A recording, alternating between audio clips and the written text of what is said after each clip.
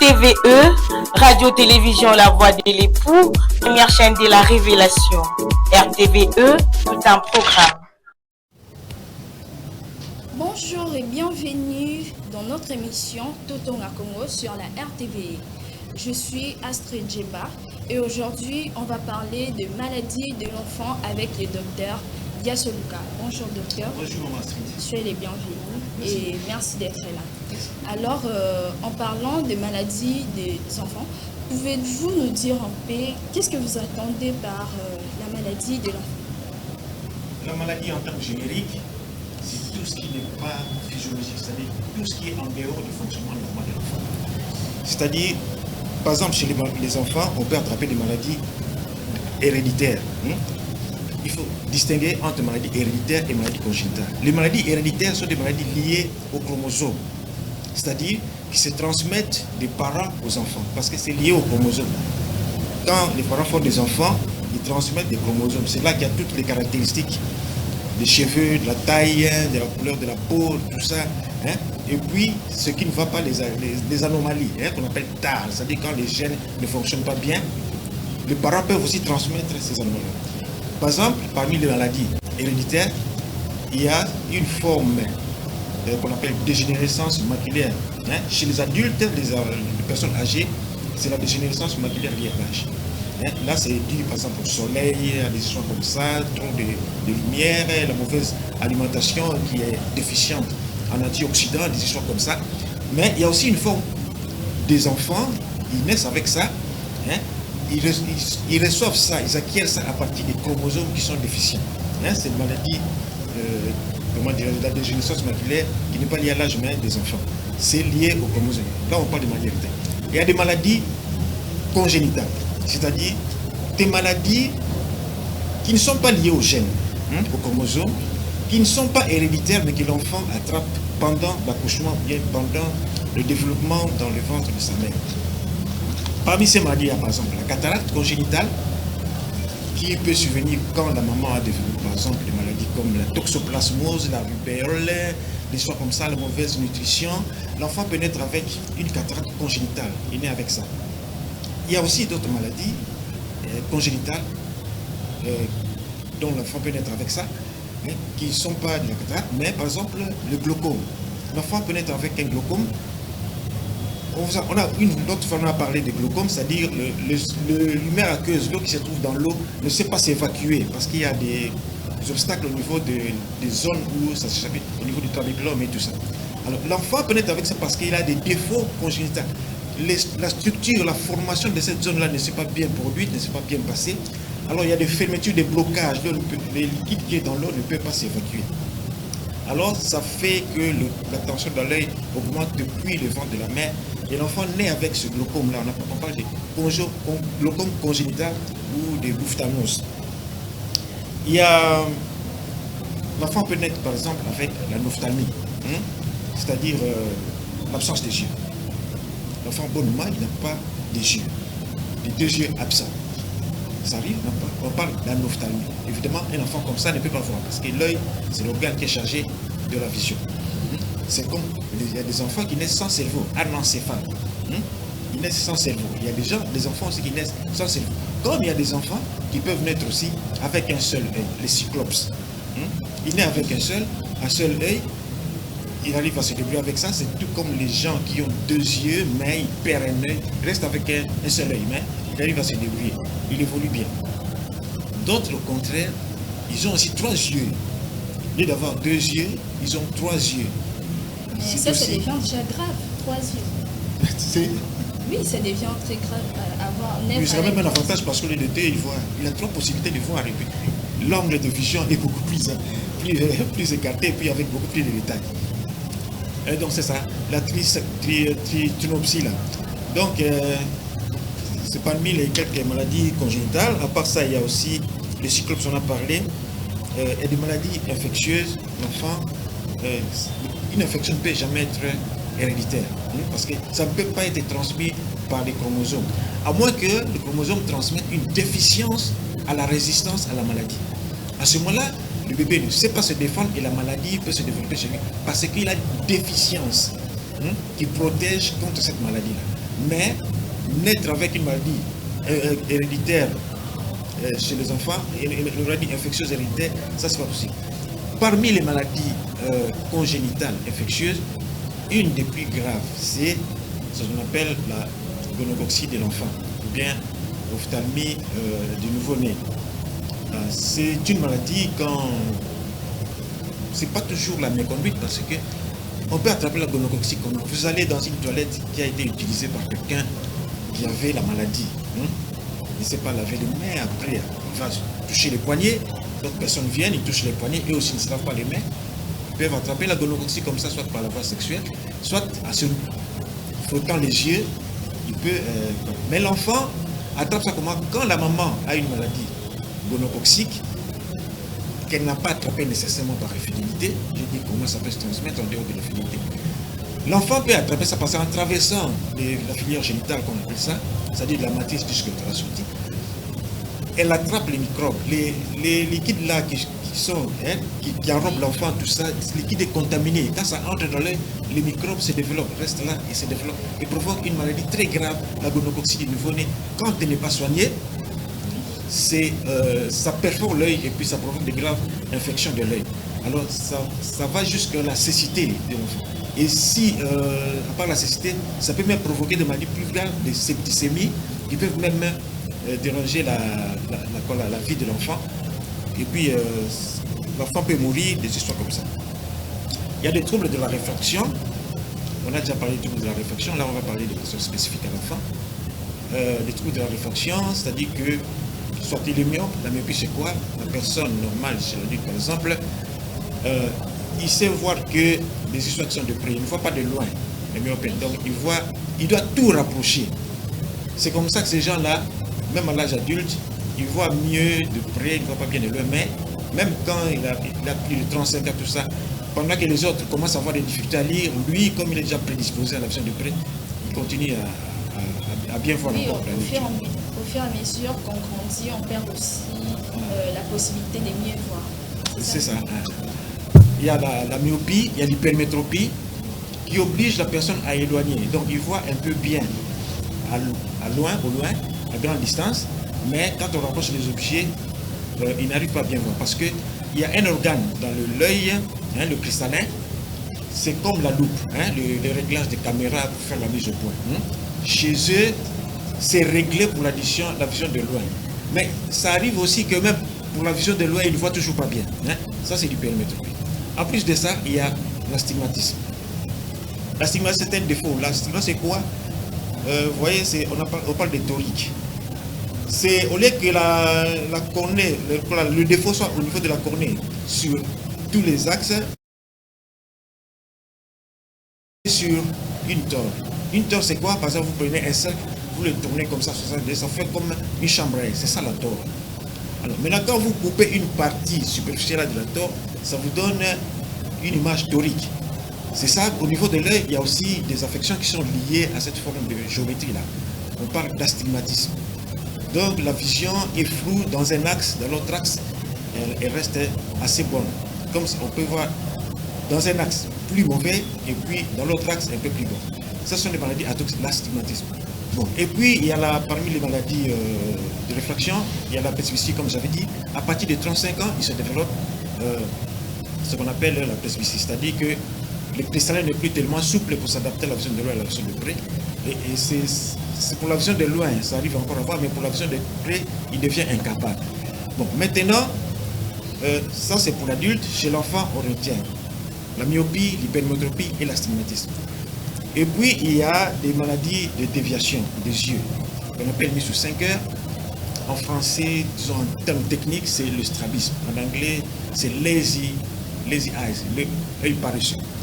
Alors, ces deux maladies-là, des maladies que je citais là, les troubles de la réfraction, j'ai détaillé, et les maladies des axes visuels,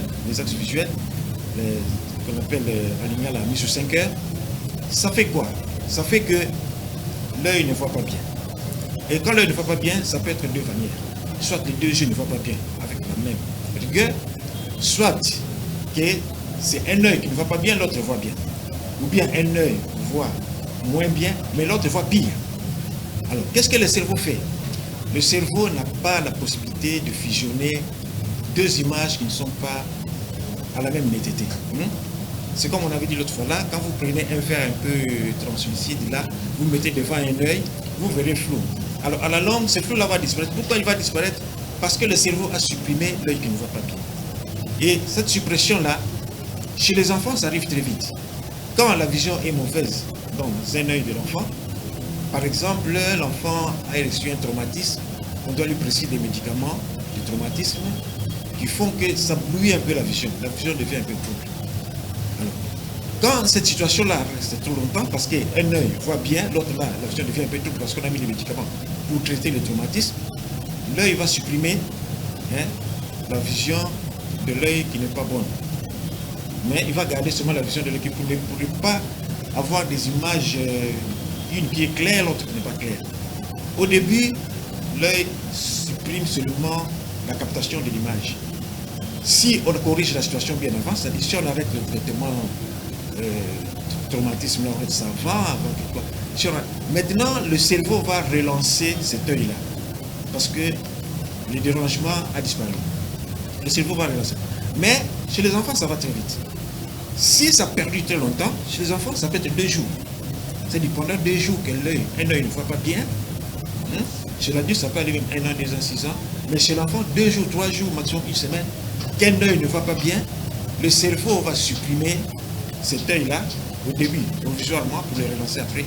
Mais quand ça a perdu longtemps, le cerveau va supprimer cette vision-là définitive. Il va dire que non, cet œil-là ne fonctionne pas, il n'est pas utile. Il va supprimer la vision de cet œil-là définitivement. On arrive à ce qu'on appelle l'amblyopie exanopsie. Parce que l'œil sait que bon, c'est un œil qui ne fonctionne pas, le cerveau sait que c'est un œil qui ne fonctionne pas, donc il est inutile, il est supprimé. À ce moment-là, on ne peut plus, l'œil-là ne peut plus être relancé, il perd la vision définitivement. Alors, si on n'arrive pas à relancer cet œil-là, une thérapie spéciale qui consiste à relancer cette vision. On ne peut pas parler de techniques là, par exemple, une des techniques c'est maintenant commencer à boucher l'œil qui voit bien, pour contraindre l'œil qui ne voit pas bien à redémarrer, parce que quand l'œil bien, qui voit bien, est bouché, le cerveau est obligé de s'adresser à l'autre. Avec le temps, il va relancer cette vision. Mais si cela n'est pas fait, alors la perte de vision là deviendra définitive, malgré que anatomiquement, physiologiquement, tout fonctionne bien, mais le cerveau ne va plus recevoir les images de cet œil-là parce que ça les dérange dans le sang. Bon, attendez s'il y a quelque chose que je dois ajouter. Merci. Et en parlant de maladie de l'enfant, vous avez pu développer avec nous le problème de la vision chez l'enfant. Oui. Et j'ai une question sur ça. À quel âge est-il recommandé pour un enfant de faire son tout premier test sur la vie? Les tests de la vision chez l'enfant, ça se fait à n'importe quel âge. On peut faire les tests de la vision à la naissance, bien sûr qu'à la naissance. Même dès la naissance. Même dès la naissance. À la naissance, l'enfant ne connaît pas, ne sait pas encore, il voit des choses, l'enfant voit. Parce que si vous voulez braquer la lumière intense, il va fermer les yeux. Donc à la naissance, déjà l'enfant voit. On peut déjà commencer à faire des tests. Par exemple, le test de vision. Et puis quand vous faites les bras comme ça, vous rapprochez votre main des yeux de l'enfant, il va cligner, il va fermer les yeux. Donc il voit. Alors, on peut déjà faire ces tests-là. Quand vous faites ça chez l'enfant qui vient de naître et qui ne réagit pas, c'est que déjà il est né probablement aveugle. Il faut chercher pourquoi l'enfant ne réagit pas. Pourquoi son œil ne voit pas. Est-ce qu'il a une cataracte, est-ce qu'il a une rétinoblastome, est-ce qu'il a autre chose qui l'empêche de voir. Parce que chez les enfants, comme j'ai dit, ça évolue très vite. C'est la période où la vision se développe, où le cerveau s'exerce le plus se développe le plus à capter, à comprendre ce qu'est l'œil lui envoie, donc la vision de l'œil. Par exemple, c'est des gens qui sont nés, qui ne sont pas nés aveugles, mais qui sont nés aveugles. Après un certain temps, quand l'œil fonctionne déjà bien, ils commencent à comprendre la vision, à comprendre la nature, par exemple 10 ans, 12 ans, il devient aveugle à ce moment-là. Mais une cécité récupérable, par exemple la cataracte. Alors après 10 ans, 20 ans, on le perd de cataracte, il commence à voir. Tellement qu'il a développé d'autres sens qui lui permettent d'interpréter la nature, de comprendre ce qui se passe dans la nature, d'être capable de la nature. Les yeux ne fonctionnent plus. Alors quand on le perd, il commence à voir il y a des fois, ils commencent à réclamer qu'on supprime la vision parce que ça commence à les déranger, parce qu'ils ne savent plus interpréter ce qu'ils voient. Ça devient une surcharge. C'est comme ça que la vision se développe à partir de l'enfance pour interpréter chaque influx qu'il voit, tout ça, pour savoir qu'est-ce qui se passe autour de lui. Ouais, merci. Et vous pouvez nous dire quelles sont les maladies qui arrivent, qu'on retrouve fréquemment chez un enfant? Les maladies? Oui. C'est comme on vous a dit, il y a des troubles il y a des cataractes, de tout ça, des toxoplasmoses. Là, ce que je vais ajouter plutôt, c'est ceci. La toxoplasmose se transmet comment? Parce qu'on avait dit que la toxoplasmose était une des causes des maladies congénitales de l'enfant. C'est-à-dire qui ne sont pas liées au chromosome, mais liées au développement dans l'embryon ou bien à la naissance. Comment ça se développe? La toxoplasmose, c'est plus transmise par ce qu'on appelle Toxoplasma gondii. Alors, c'est un germe qu'on attrape chez les gens qui élèvent des chats. Oui. Ils s'amusent avec leurs chats, tout ça, ils ne se lavent pas les mains. Les chats, quand il fait ses déjections, parfois vous enlevez les déjections, vous ne l'avez pas bien nettoyé, il va se coucher encore là. Les microbes du toxoplasme qui étaient dans les selles se collent à ces poils. Quand vous allez les toucher, tout ça, vous gardez vous allez manger sans vous laver les mains, vous absorbez ces microbes-là et vous attrapez la toxoplasmose. Mais chez l'adulte, la toxoplasmose acquise de cette façon-là, ça se développe, mais ça ne provoque aucune. Mais la toxoplasmose active qui provoque vraiment la maladie, c'est la toxoplasmose transmise par la maman. Et c'est la toxoplasmose parce que quand l'enfant est dans les ventre de sa mère, le sang circule du cœur de l'enfant, de la circulation de l'enfant, ça va à travers le placenta, les interplacentaires, ça va chez l'enfant et ça sort encore chez ces microbes qui contiennent du sang, qui contiennent des microbes de la toxoplasmose, ça entre chez l'enfant.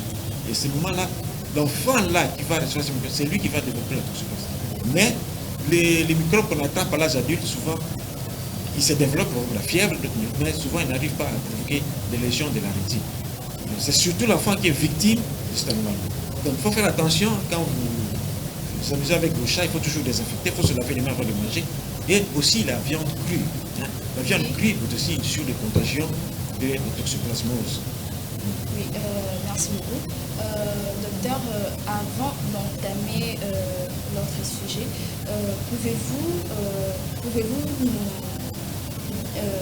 nous dire un peu sur la maladie de l'enfant, parce qu'on remarque que la plupart des téléspectateurs qui sont en train de nous suivre sont des parents. Avez-vous un dernier conseil utile à leur proposer et qui sera plus bénéficiant pour leur enfant? Oui, toujours des choses à dire. D'abord, on a parlé des toxoplasmoses, j'ai oublié quand même de parler des causes prédisposantes à certaines infections aussi. Nous savons tous le HIV, le sida. Ça diminue la résistance aux infections.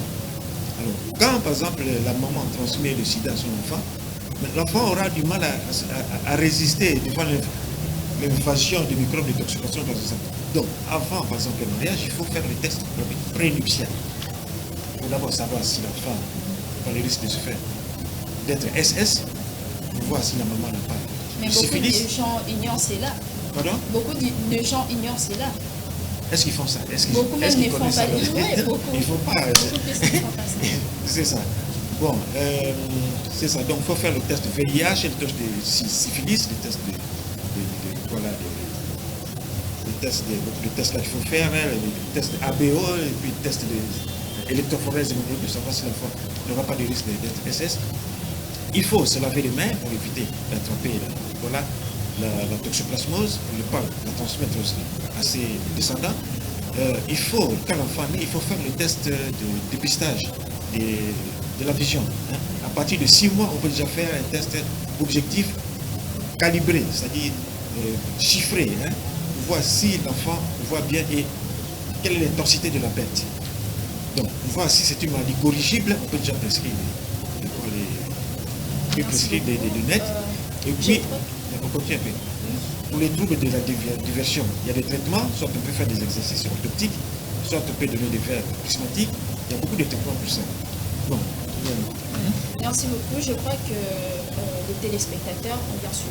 Maintenant, on peut passer à notre sujet qu'on a eu à développer plus récemment, qui est les champs visuels. Vous pouvez continuer sur ça et nous parler un peu plus sur ça. Oui, on va continuer un peu avec le sujet du champ visuel avec lequel on avait commencé. Aujourd'hui, on va plus parler des machines.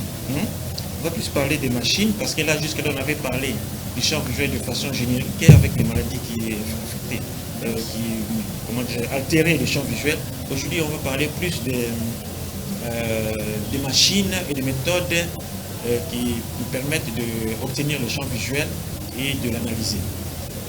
Là, comme ça, on commence avec le diapositive 1. Diapositive numéro 1 avec les analyseurs de champs visuels. Diapositive numéro 1 avec les analyseurs de champs visuels. Moi, je commence à parler déjà parce que je vais seulement lire parce que c'est un sujet technique. C'est un sujet technique, alors ça ne sert à rien de c'est mieux de parler pour aller vite et puis ne pas omettre certains éléments. Les analyseurs de champs visuels. Ma définition de champ visuel, je l'avais déjà donnée. Planche 2. Ma définition du champ visuel, c'est que le champ visuel est la totalité de l'étendue que l'on voit naturellement en un même instant. C'est ça le champ visuel. On avait dit, par exemple, tout ce que je vois là, quand je regarde tout droit, je vois mon mastride, je vois les points de la chaise, je vois les plafonds. C'est ça le champ visuel. Tout l'étendue qu'on voit en un seul instant, c'est ce qu'on appelle le champ visuel. Définition livresque du champ visuel, ça dit ce qu'on trouve dans les livres, un peu plus élaboré.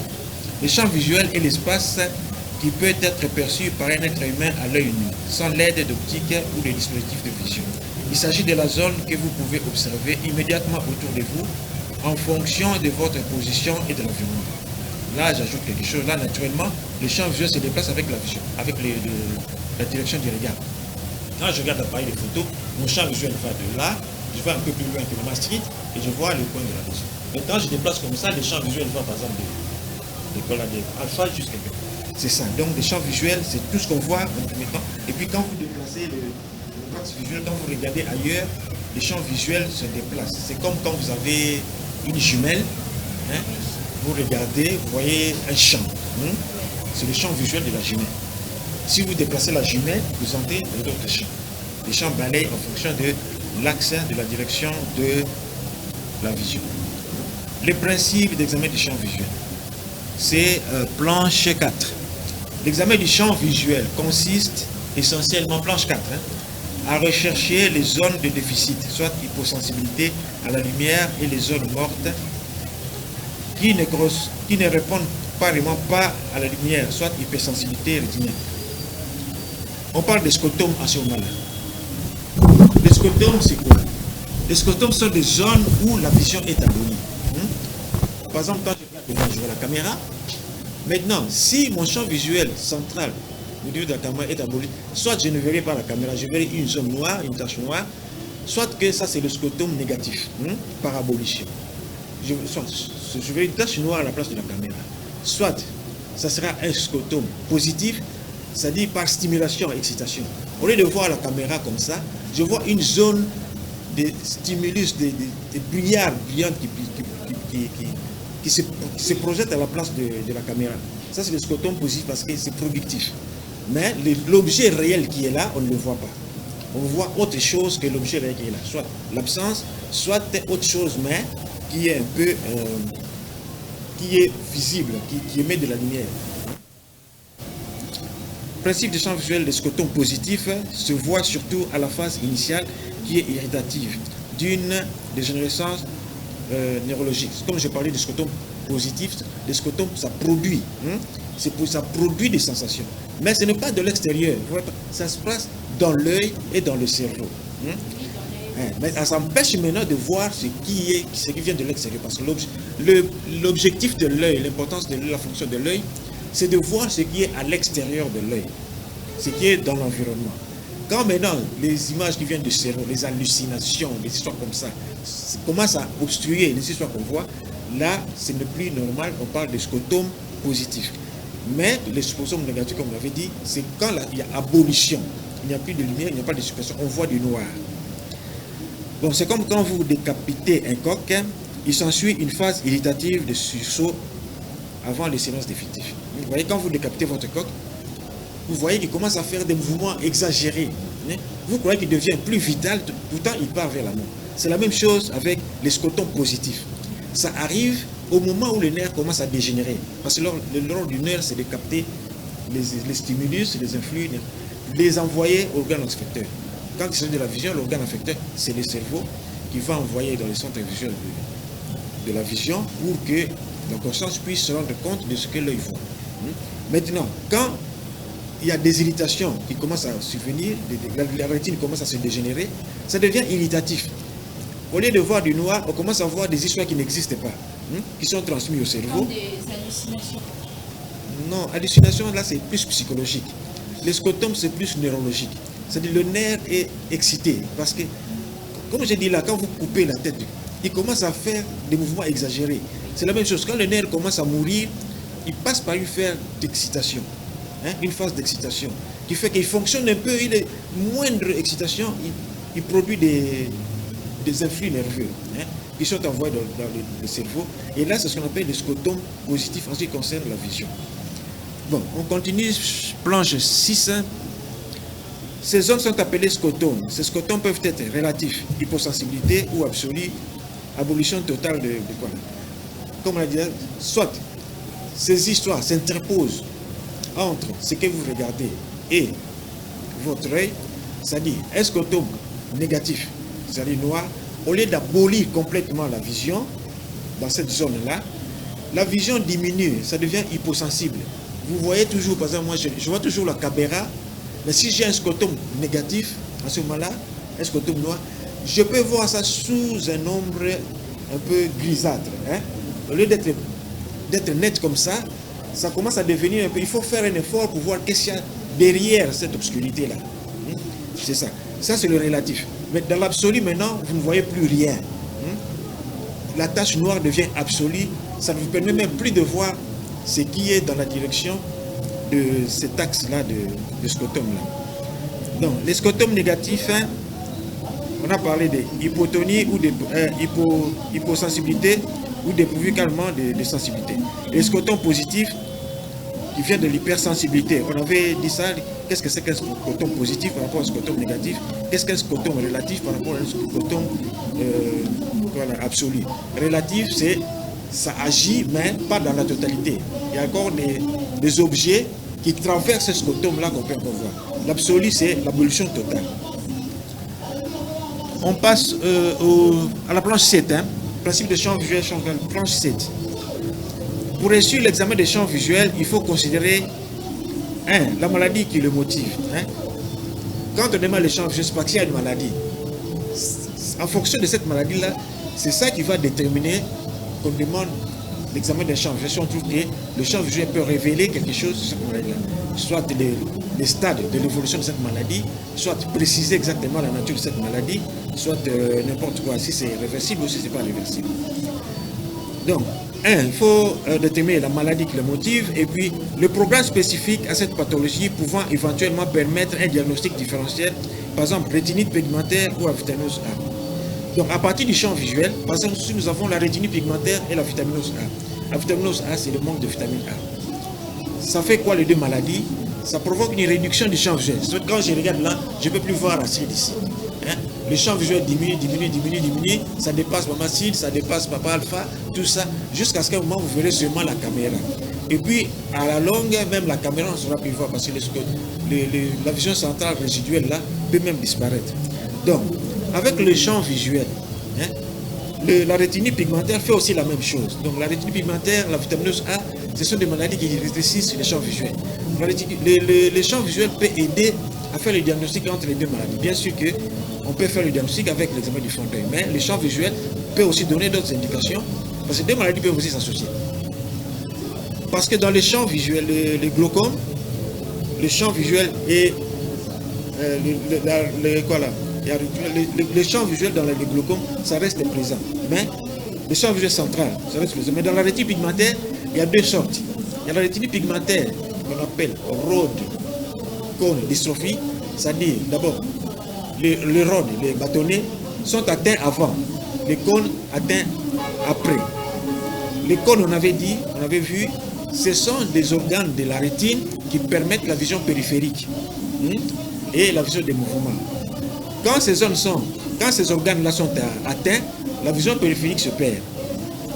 Mais maintenant, l'autre aspect de la rétine pigmentaire là, c'est le cône rôle dystrophie. C'est-à-dire les cônes commencent avant, les bâtonnets commencent après. Les bâtonnets, on avait vu, c'est pour la vision centrale, la vision nette, la vision des couleurs. Quand c'est eux qui sont atteints avant, alors la maladie commence par la vision centrale. Ça commence plus par la vision centrale et puis ça commence à se propager vers la zone. Alors, les champs visuels peuvent aider à distinguer les deux, parce que dans le glaucome, les champs visuels disparaissent, le champ visuel central est le dernier à disparaître. Tandis que la rétine pigmentaire, cône rôle dystrophie, c'est le champ visuel central qui commence à disparaître d'abord.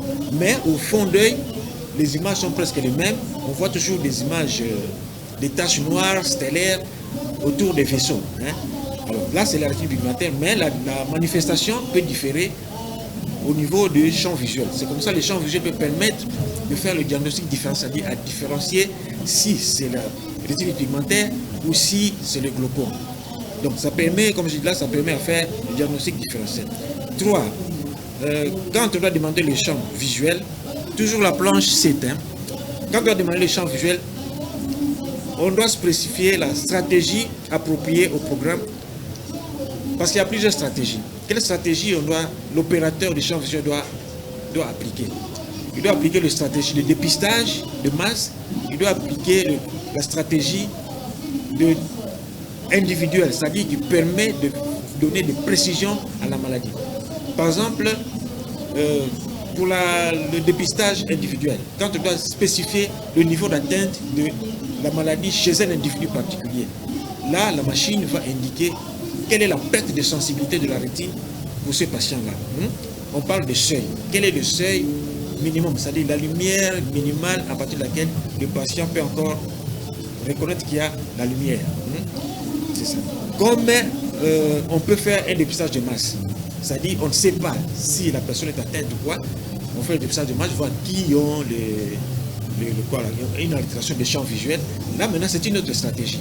Mais cette stratégie, on peut l'appliquer aussi à un individu. C'est-à-dire, on n'a jamais fait de champ visuel de lui, on ne sait pas s'il est normal, s'il n'est pas normal. On peut faire une stratégie de dépistage pour savoir d'abord s'il a une anomalie ou pas. Si on trouve une anomalie, c'est que nécessairement une anomalie qui est peut-être plus grave. Par la stratégie de dépistage, on envoie un stimulus qui est un peu plus élevé que le seuil habituel. Donc, s'il ne voit pas ce seuil-là, c'est que naturellement il est malade. Mais s'il voit ça, on peut supposer qu'il est normal. Donc là, on détermine maintenant déjà, on peut faire la différenciation entre les personnes qui ont une maladie sans le savoir et les personnes qui n'ont pas de maladie. Et ceux qui ont des maladies sans le savoir, alors on les met à l'écart, on peut approfondir les examens pour voir qu'est-ce qu'ils ont exactement, rétine pigmentaire, glaucome, dégénération matérielle liée à l'âge et d'autres maladies, ou bien des commandes de la rétine. Après là, il faut l'interprétation de chaque déficit. Donc, il y a plusieurs déficits. Il y a des scotomes, on avait dit, des scotomes centrales, des scotomes périphériques, des scotomes de Géroun, des scotomes de Cèdre, des scotomes paracentrales. Maintenant, chaque scotome là, chaque type de scotome se rapporte à une maladie précise. Donc, après avoir défini la maladie, on se décide que cette personne a besoin de champs visuels parce qu'elle a telle maladie, on veut savoir quelle atteinte de la rétine cette maladie a déjà provoqué, faire le diagnostic différentiel, déterminer la stratégie. On a fait le champ visuel, il faut maintenant interpréter chaque scotome parce que, comme on a dit, le champ visuel recherche essentiellement les scotomes, c'est-à-dire les zones où la rétine soit ne voit plus, soit ne voit plus bien, quelque chose comme ça. Maintenant, il faut interpréter chaque scotome parce qu'il est relatif à chaque maladie. Bon, on voit la planche 8. Planche 8. Planche 8, principe d'examen de champ visuel toujours.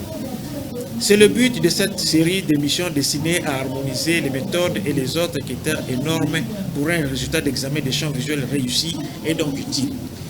Planche numéro 8. Parce que, comme on a dit là, tout ce qu'on vient de voir là, les demandeurs peuvent seulement envoyer comme ça, il dit champ visuel, lui il connaît la maladie. Dont le malade souffre. Il connaît que c'est un glaucome, que c'est un déficit de dégénérescence maculaire, il sait que c'est un décollement de rétine, il sait que c'est un trou rétinien, tout ce qui soit comme ça. Mais maintenant, il ne spécifie pas à l'homme qui doit faire les champs visuels la maladie. Donc, il doit spécifier la maladie, ce qu'il recherche et ce qu'il veut obtenir. Donc, c'est comme ça qu'il faut harmoniser les vues, les normes et tout ça pour que tout aille bien, que le médecin qui demande sache qu'est-ce qu'il demande et celui qui reçoit le malade pour faire le change doit savoir le malade a ceci, qu'est-ce qu'on doit faire. Parce qu'il peut choisir beaucoup de stratégies. Le médecin peut demander par exemple pour un glaucome. Il n'a pas marqué. Disons par exemple, le glaucome, là, il peut envoyer parce que c'est un problème oculaire, mais lié par exemple à une tumeur cérébrale. Parce que les tumeurs cérébrales modifient le champ visuel. Quand il y a une tumeur qui comprime le nerf, il y a abolition du champ visuel. Maintenant, il envoie au champ visuel, il ne spécifie pas qu'est-ce qu'il veut. Est-ce qu'il veut qu'on fasse un diagnostic sur les tumeurs nerveuses ou bien sur les glaucomes? Il ne spécifie pas. Alors, le médecin, l'opérateur qui fait le champ visuel, lui, il fait maintenant un examen sur les glaucomes. Tu vois que ça n'a rien à voir avec l'objectif qui a poussé le médecin demandeur à demander le champ visuel. Donc, il faut harmoniser les vues pour que l'examen soit bien fait selon les normes que le médecin voulait et puis que ça donne un résultat utile. Planche numéro 9, procédure de l'examen. Le principe de base est universel et essentiellement comme suite. Planche numéro 9, 6. Planche numéro 9, CV6. Procédure de l'examen. Le principe de base est universel. Est essentiellement comme suite. On fait voir un objet au malade dans l'espace dans lequel il est censé le voir et on note s'il l'a vu. On répète cela pour d'autres points de son champ visuel. Planche numéro 9. Donc, le principe de l'examen, c'est quoi? Quand on fait l'examen, on projette un stimulus dans l'œil du malade. Le stimulus peut être réfléchi, c'est-à-dire, quand vous avez une torche, vous torchez le mur, cette lumière-là, on parle de lumière réfléchie. La lumière arrive au mur et le mur réfléchit cette lumière-là à tout le monde. C'est la lumière réfléchie. Comme on peut avoir les torches, on met là-bas devant, on torche directement dans l'œil. Ça, c'est maintenant le principe du champ visuel. Le champ visuel projette un stimulus qui peut être réfléchi ou irréfléchi. Maintenant, on détermine si le malade voit ce stimulus-là pour un point précis. Et si possible, le seuil. C'est-à-dire à quelle intensité de lumière, l'unité, ce sont les décibels, à quelle intensité la rétine arrive à voir ce spot lumineux-là. Et puis, on le répète à chaque point visuel, soit croisement de grilles prédéterminé. Il y a les champs visuels manuels et les champs visuels automatiques. Dans les champs visuels manuels, c'est l'opérateur qui choisit le point sur lequel il va projeter la lumière. Donc les points sont infinis. Mais dans les champs visuels automatiques, il y a des grilles, c'est-à-dire des points précis déjà préfixés où on va projeter la lumière. Donc, maintenant, quand on a projeté la lumière à un point, si le malade n'a pas vu, on passe à l'autre point, avec la même intensité. Mais on peut encore revenir à ce point-là avec une intensité supérieure. S'il ne voit toujours pas, on passe encore à un autre point, ainsi de suite. S'il ne voit pas tout, c'est qu'il est aveugle. Alors, maintenant, si on rentre encore au premier point, on augmente encore l'intensité. Donc, on augmente chaque fois les seuils. Et on détermine le seuil minimal, c'est-à-dire la plus faible luminosité pour le malade là et pour le point précis sur lequel on détermine la sensibilité de la rétine. On fait ça pour tous les points. Et c'est ça qui détermine la sensibilité du champ visuel. On peut passer à la planche numéro... planche numéro 10. Planche numéro 10, hein. Toujours le principe du champ visuel numéro 7. Planche numéro 10. L'objet présenté peut être n'importe quel objet matériel de taille. De taille raisonnable, ni trop grand, ni trop petit, ou un spot lumineux. Planche numéro 10. L'objet présenté peut être n'importe quel objet matériel de taille raisonnablement, ni trop grand, ni trop petit. Si c'est trop petit, il ne verra pas. Donc, parce que plus l'objet devient petit, plus il devient invisible. Obligatoirement, ça. Alors là, ce n'est pas parce qu'il est malade, mais c'est parce que le point est trop petit. Mais s'il est trop grand, ce n'est pas nécessaire aussi parce que trop grand, c'est presque tout le monde qui peut voir ça. Donc il faut que ce soit des tailles raisonnables. Souvent, c'est maximum 0,9 mm peut aller jusqu'à peut-être 1 mm ou 2 mm comme le plus petit. Donc, un spot de taille raisonnable, projeté, torché sur une surface ou directement dans l'œil. C'est comme j'avais dit, soit le spot peut être torché, comme pour nous, nous pouvons torcher la lumière sur le mur. Là, ça se torche dans une coupole et c'est réfléchi dans l'œil du malade. Comme au niveau de la coupole, on peut mettre des LED, des lumières, des lampes LED qui projettent directement dans l'œil du malade. Ça, c'est le principe de la projection du spot pendant l'examen du champ visuel. Donc là, c'est pour les gens qui font les champs visuels, on leur détermine un peu. C'est pas tout le monde qui va comprendre ça, mais il faut qu'il y ait une harmonie entre les demandeurs et les techniciens du champ visuel. Et le technicien du champ visuel doit savoir ce qu'il fait.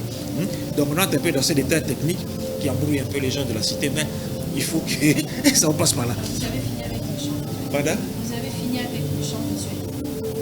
Non, on continue encore.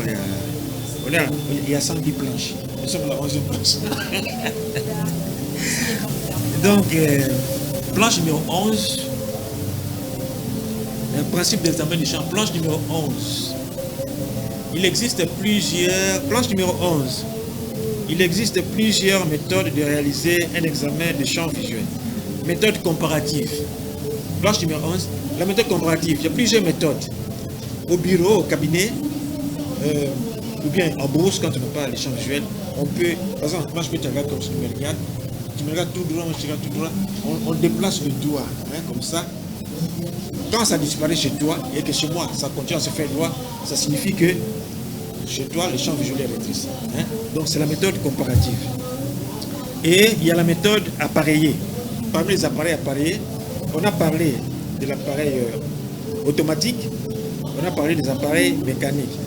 Les appareils mécaniques, c'est l'opérateur qui dirige le spot, qui fixe la position et dans les appareils automatiques, c'est l'appareil qui détermine lui-même la position qu'il va projeter, l'intensité et le reste.